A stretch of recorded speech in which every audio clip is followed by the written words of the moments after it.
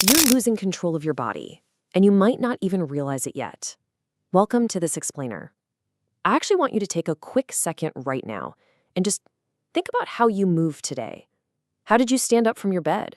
Because the absolute most dangerous changes I see in older adults, they don't start with a sudden, sharp pain.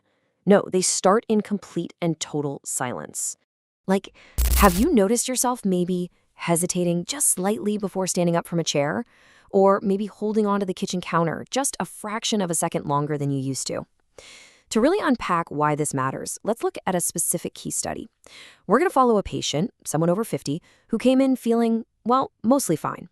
Totally independent, active, living a completely normal life. And when I asked about these tiny little hesitations, they just brushed them off.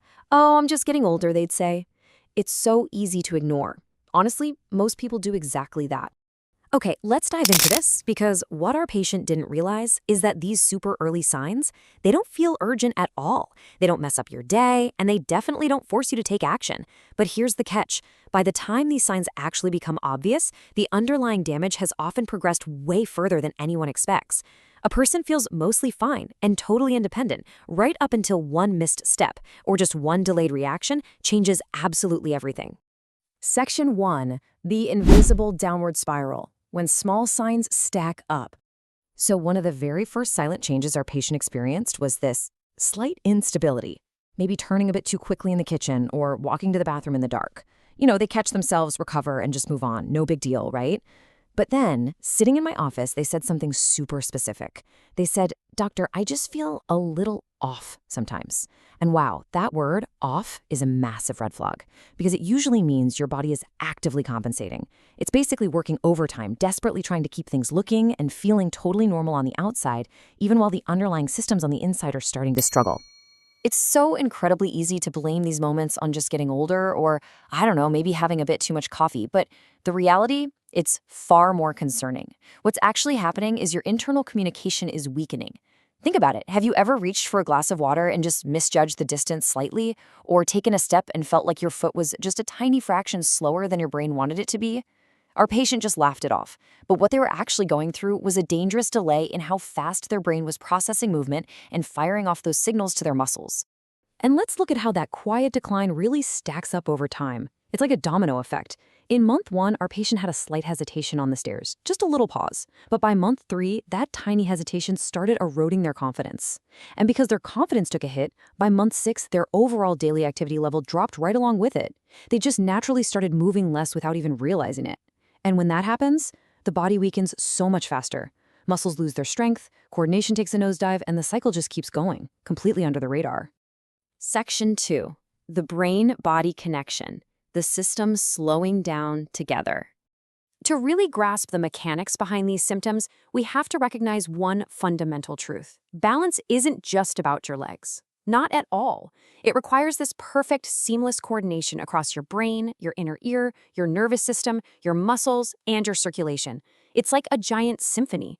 But when even one single part of that system starts to slow down, your balance becomes inherently less reliable. And what's really interesting here is that for our patient, this didn't show up as some major illness or sharp pain first. It actually showed up as a subtle drop in daily stamina. They just felt a bit more tired after routine stuff, finding themselves needing to sit down sooner. It wasn't full-blown exhaustion. It was just a slightly lower tank of gas. And then came one of the absolute most commonly ignored signs of the whole shebang. A subtle tremor. Our patients started noticing this faint unsteadiness in their hands when they were trying to do something precise, like just holding a cup of tea. Again, they easily dismissed it as nerves. But this is your nervous system quietly whispering that its signal control is fading. Think about it. If your hands are slightly less steady and your grip is just slightly weaker, well, what happens when you're carrying a laundry basket up the stairs and you suddenly need to grab the railing? That loss of coordination, it doesn't just stay in your hands. It affects the entire body. Plus, we have to realize that this physical decline is intimately tied to cognitive delays. Our patient kept mentioning these little moments where their brain felt just a step behind. You know the feeling? Walking into a room and briefly completely forgetting why you even went in there, or taking just a second longer than usual to recall a familiar word. Individually, these moments are totally harmless. We all have them, but your brain and body are incredibly deeply connected. When processing speed slows down mentally, well, movement, balance, and coordination are pretty much guaranteed to follow physically. Section 3. The turning point. Recognizing the cumulative danger. So this brings us to a major turning point. Our patient suddenly realized that all these disconnected little shifts were actually escalating. They were compounding into a very real, very dangerous risk for a life-changing fall. So let me ask you right now, are you avoiding certain movements without even really thinking about it? Our patient started taking the stairs much, much more carefully. They completely stopped walking in dim lighting. They were basically masking their decline as being cautious. But in reality, it was their body secretly adapting to a physical decline they hadn't fully owned up to yet. And sure, adaptation is great until it starts severely limiting your actual independence. And this brilliantly illustrates the danger. One split second.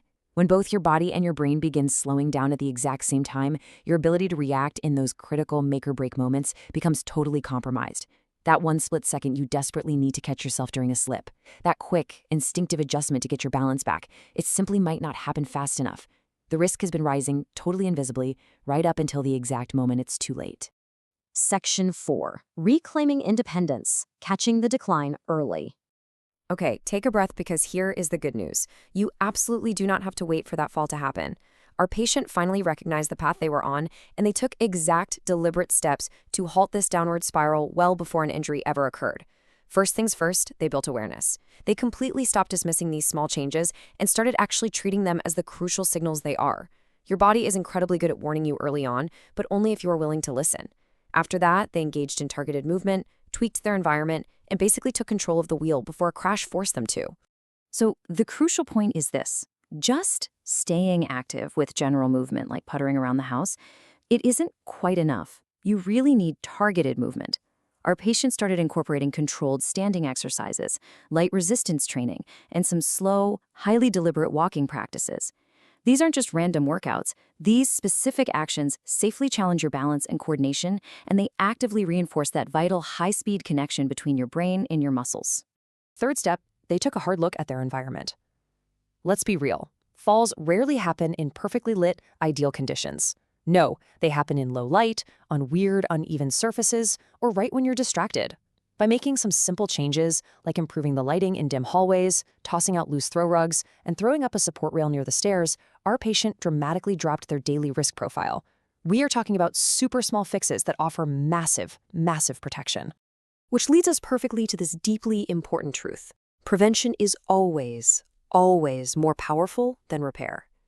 The patients who actually respond early to these quiet little signs, the ones who adjust and stay actively engaged with their health, they are the ones who maintain their strength, their steadiness, and their total independence well into their 70s and 80s. Waiting around until something serious literally breaks makes the recovery process so much harder.